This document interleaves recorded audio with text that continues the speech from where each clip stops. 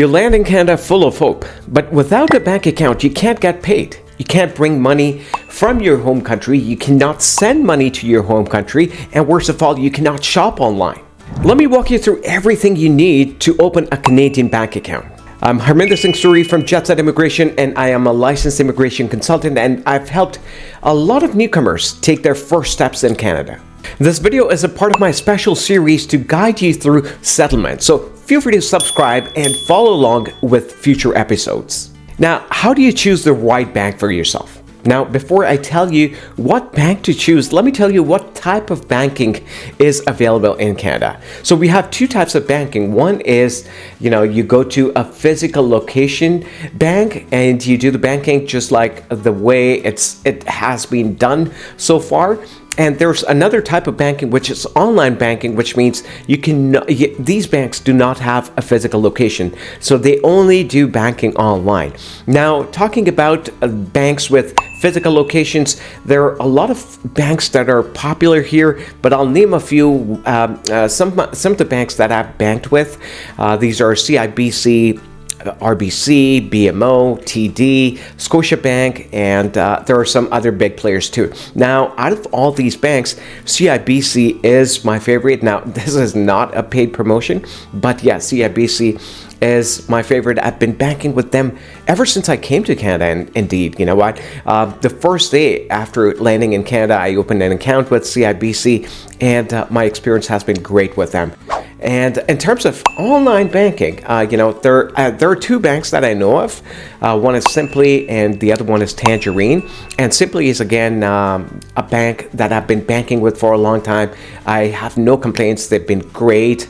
It is, I think, a sister concern of CIBC.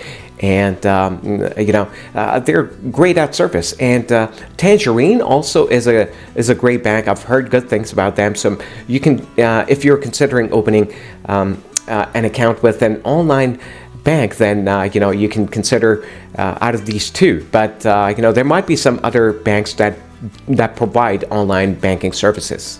So what are the documents you will need to bring to open an account? Well, there are three important documents that you need to bring with you.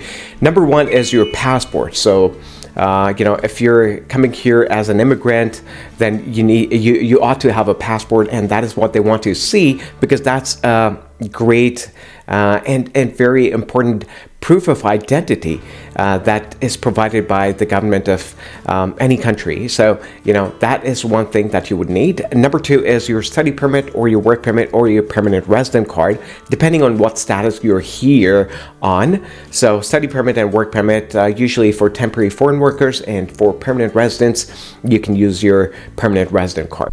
Now, the third important document is your address proof, and in address proof, you can provide them with a utility bill or your driver's license, or maybe a lease agreement. There are other documents that they will accept. You can ask the bank.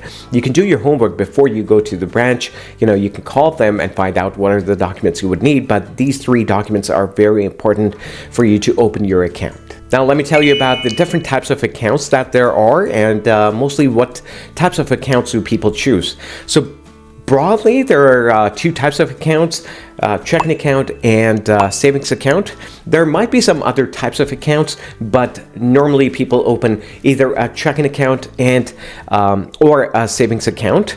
Mostly people open a checking account. Checking account is something for regular transactions.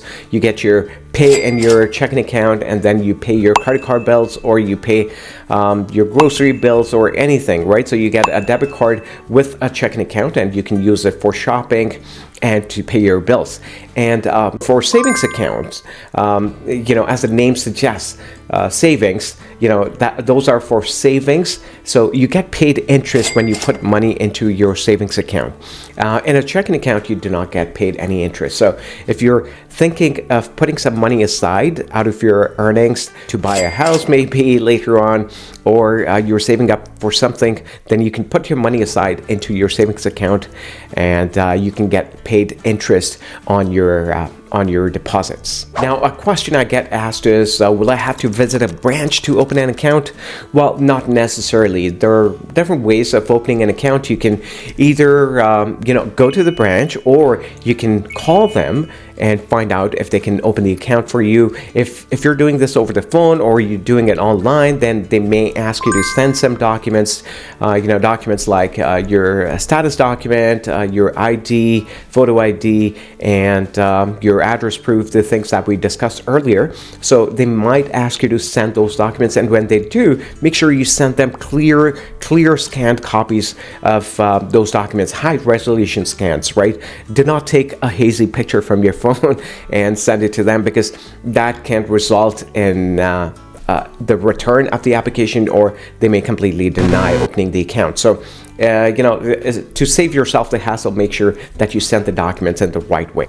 Oh, by the way, I forgot to tell you that you can also open your account before coming to Canada. Yes, that's possible. Before I came to Canada, I opened an account with Scotiabank. Scotiabank used to provide that service. I'm not really sure if they still do, but it doesn't hurt to find out what Canadian banks are offering this service. You can open the account from there, and all you'll have to do is, after you land in Canada, you'll just have to visit the branch, or you can get them your address and tell them that, hey, I've arrived, can you mail me the debit card and the credit card. So what happened was, when I opened the account with Scotiabank, they opened a checking account for me, and they also said that I will get a $1,000 credit card for just for opening the account, right? So that's great.